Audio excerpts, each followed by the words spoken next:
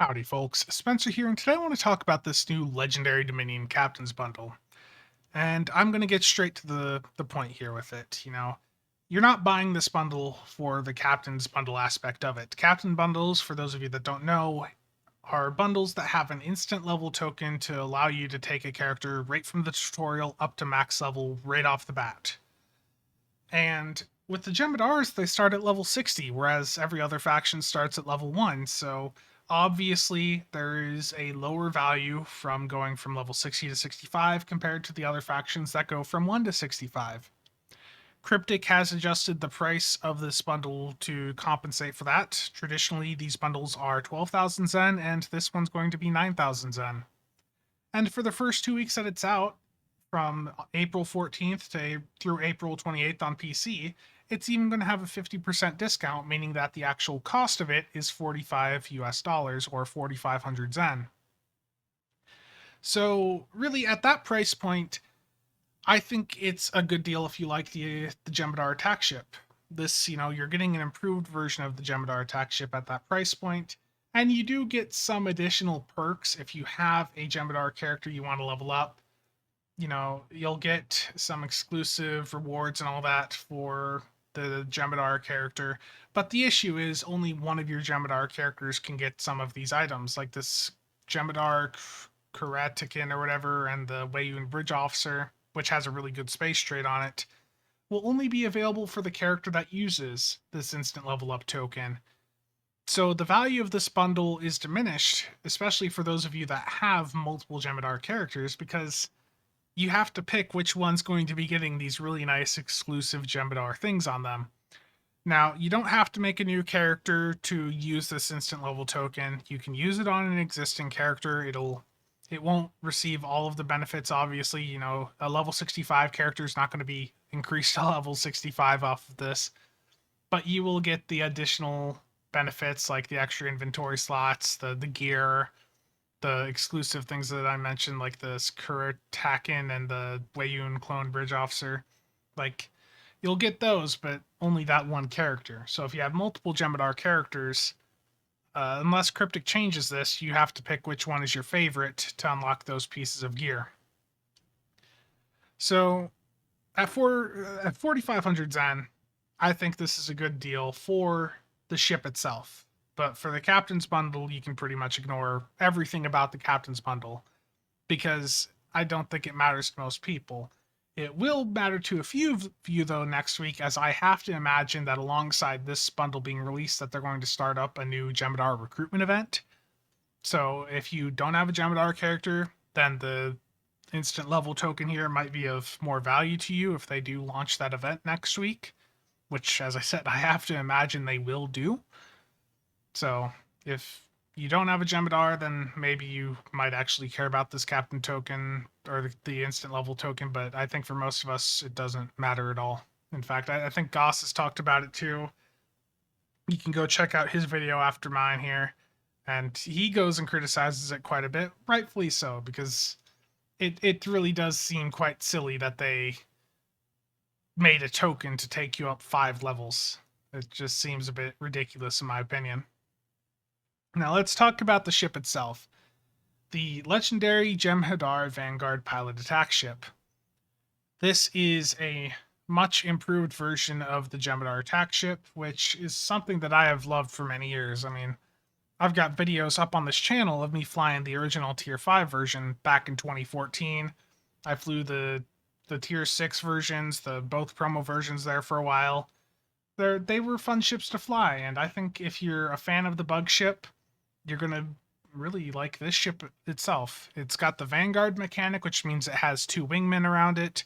So wherever you go, you're going to have 2 other Jem'Hadar ships following you around and helping you out in combat. And that is a nice mechanic. You can control them. They have a few different things you can do. Like you can tell them to go do more damage to a target, tell them to heal you, tell them to drain the shields and debuff the target. There's a few different options, and they're quite nice to use. Now, this is also a pilot ship, and pilot is definitely not the most popular specialization. It's not going to set the top of any of the charts, but it is going to be a fun ship to fly. And I think if you're a fan of the attack ship, you're going to like having, the pilot maneuvers and the other perks that this legendary version has. So this is going to come with all of the consoles, starship traits, and costumes from all of the existing Jem'Hadar attack ship versions. So the strike ship, the recon ship. You're going to get the trait from the T6 versions and the console. So if I go in game here, ignore the gear I have on my bug ship. I haven't flown this in a while and been using it for storage. But the trait is Go for the Kill. This basically allows for permanent uptime on cannon rapid fire. So it's a very good trait. And if you're somebody that likes cannon rapid fire, you're probably going to immediately want to get this bundle just to get Go for the Kill unlocked account wide. And the console that you're getting with the ship is the Dominion Defense Screen. This has passives on it for 1.3% crit chance and 12.5% crit severity. It does have a clicky on it that gives you some survivability, but if you don't have the 3-piece, the clicky does diminish each time you fire your weapons for the duration of it. So you're not going to see that much benefit from the clicky the console has, but the crit chance passives and the severity there, those are going to be quite nice. And I guess you could compare this to something like the Tachyokinetic Converter, which gives sort of similar crit levels. So think of it like as an easier to afford Tachyokinetic Converter with a small survivability clicky on it. Now for the ship itself, this is a 5.2 now compared to the existing ones, which were 4.3 here. Like you see, the strike ship and the recon ship was the exact same. It was a 4.3 also. This legendary version is being changed to be a 5.2 weapons layout. And I think if you're a cannon pilot or if you want to do a dual beambank setup, you're going to very much want to have this 5.2 version rather than the 4.3 that we had before. So that's a nice step up, and the seating on this is definitely a step up from the existing bug ship versions also. You've got a commander tactical seat with pilot, a lieutenant engineer, ensign science, lieutenant commander universal, and lieutenant commander universal with intel. So you guys know I like to have spreadsheets to compare ships, and Fleffel has already updated his spreadsheet to include the new bug ship, so thank you to him, and I'll leave a link to the spreadsheet down below if you want to check it out. You can filter it to look for specific ship combos. Very, very handy for things like this. I think the ship that this new legendary bug ship most closely compares to is the Deimos Pilot Destroyer. Both have a commander TAC with pilot. Both have a lieutenant commander with intel, though the bug ship has that as universal, whereas the Deimos is a fixed TAC. You've got another universal lieutenant commander, whereas the only universal seat the Deimos has, and the Deimos is a lockbox ship, is an ensign universal. Both are 5.2 ships, and you do lose one device on the legendary bug ship compared to the Deimos, but I think that the seating is just much more flexible with this legendary bug ship than the Deimos.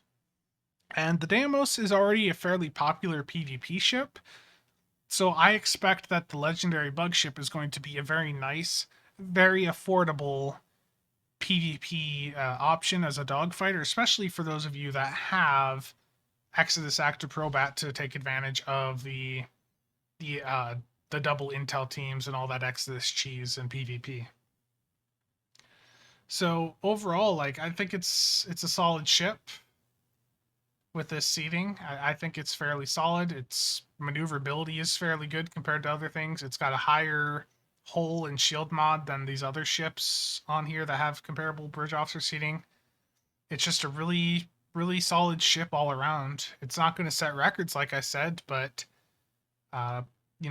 each of the queues have their very specific ships that are needed to set records. So don't go in and expect to do a crazy set a crazy record with the ship, but do expect that it will be fun to fly is how I would word that. Consoles, you've got 5 TAC consoles, 4 engineering and 2 science. The speed maneuverability, as I've already said, is pretty good. Does have pilot maneuvers. You know, it is a commander pilot ship, so of course it has pilot maneuvers. We already went over go for the kill. Now let's take a look at the new trait, Vanguard Specialist. Bordicus said on stream that he wanted this trait to basically be a way to help improve the uptime of these abilities: surgical strikes, suppression barrage, reroute reserves from weapons, recursive shearing, and exceed rated limits. Basically, all of the specialist bridge officer abilities that provide a weapon modification. But the way he's approached this is just disconnected from the reality of what is needed to actually make that viable. You see, the issue is this trait is only affecting just the base cooldown of these abilities. It's not affecting the minimal cooldown, or often referred to as global cooldown, of any of these abilities. So it's reducing surgical strikes from a 30-second cooldown to 20 seconds, but there's still a 15-second, global cooldown or minimal cooldown on surgical strikes. So no matter what, you're still going to have downtime with most of these abilities. Like surgical strikes is going to be up for 10 seconds, and then it still has 5 seconds where it's not up. That's where this trait had potential, had they designed it differently, to really make surgical strikes and these other abilities much more viable. Now, suppression barrage and recursive shearing are already very effective, but for the other three, they really need to have a way to have 100% uptime to really be made viable, especially surgical strikes with the recent buffs it had. So the idea, is nice, but the execution has completely failed with how they have designed this trait. I would love to see this trait redesigned to actually impact the global cooldown of these abilities. If it did, it would make this trait much more valuable, but as is, this trait just doesn't do anything for you. To put it into another perspective, this 33% cooldown that it's doing, basically think of it like this. Having this trait slotted is basically the equivalent to hitting Aux to Bat while you have 3 technicians slotted a single time for these abilities. You still have to have cooldown reduction on your build for all of the other abilities you have, so you're still going to get cooldown reduction for these abilities from the cooldown reduction method that you're using. This trait does nothing for you. This trait is a wasted trait to slot, and it's really unfortunate. As I said, they had potential to make this good, but unfortunately the way that they've executed it fails to do anything, and it's just given us a trait that, if you slot it, is probably a DPS loss. So, to summarize things up, and I don't remember... Oh, actually, I forgot. There is an experimental weapon, but I don't think it's going to do that much. And you do unlock quad polar ion cannons with the bug ship here, so if you do want to run, quad polar ion cannons, this is how you will unlock them. Quad cannons do drain engine power, but they often have like one extra mod compared to a traditional weapon, so they'll be quite nice, but it's mostly for the visual effect. And the Tachyon Agitator here will do electrical damage and drain power from your target, but it's not really going to do that much for you. I don't think you're going to end up slotting this thing. You're probably going to slot a better experimental weapon like Voice of the Prophets, the Shucked-in one, or Soliton Wave Impeller. So back to what I was saying, though, to summarize, this ship is going to cost you $45 basically as part of this bundle. And if you get it while it's on sale, I think it's a good deal. The only other way to go for the kill account-wide was to buy the MUDs out of this Wormhole Choice Pack, and that would have cost you at least $150. So for $45, I think from the Captain's Bundle's perspective, it's a bit of a joke that they put it in a Captain's Bundle, but I think at $45, the ship is well worth it if you enjoy flying the bug ship. If you want to have a really good, fun, speedy escort to fly around, this ship will do the job. If you're a PvP player, you're probably going to want to have this ship, as it should do fairly well in PvP if you have Exodus on there and are aware of how to set that all up. So overall, I'm going to get it. And the way I'm going to get it is thanks to all of you that have become channel members, Patreon members, and Twitch subscribers. So I do want to again say thank you to all of you that have helped me in that way. That, you contributing financially like that helps me afford bundles like this and other good ones that are coming out in the future. So if you're interested in becoming a channel member, links will be down in the description below. If you have any questions or comments about the bug ship, feel free to ask them in the comments section. I do plan on streaming the day this comes out just to fly around with it and see how it does. And I think I might, within a couple weeks of it coming out, do a cannon rapid fire build for it. Just like a cannon rapid fire build guide focused around the bug ship. So if you want to see that, let me know. But that is it for today. Thanks for watching. See you all next time.